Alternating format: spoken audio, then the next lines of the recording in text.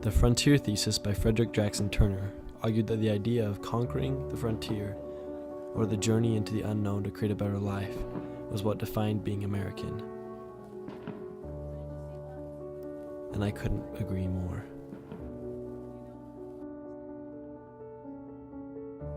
The very beginning of my American experience starts in 1856 in Liverpool, England, where members from both sides of my family would board a ship headed to America.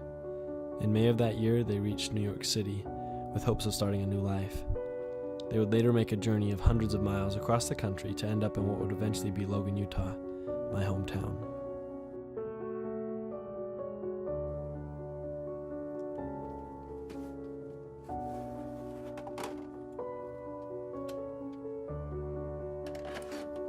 And this is where my part in the American story begins. Born in Ontario, Oregon in 1998, my childhood was full of watching Star Wars, playing soccer, sparklers on the 4th of July, going on bike rides, and generally being carefree about life and not worrying too much about what tomorrow was going to hold. When I was 7 years old, we moved back to Logan, a sort of homecoming for my family. The American frontier isn't just a line on a map, but an idea. The journey to go somewhere undiscovered to make a better life for oneself.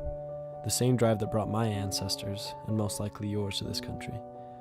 I have friends now that live in Saudi Arabia. She dreams of living one day again in the United States. My other friend is a refugee from Burma who aspires to be a professor in mathematics. And one of my friends has lived 8 years without their father, who was deported. All of them have the same dream, to create a better life here. And while I don't face the same obstacles that my friends do, I found a calling in telling stories like theirs. And for me, the frontier isn't outward, but inward. The more stories I tell, the more I come to understand that the American dream is not mine or theirs, but ours.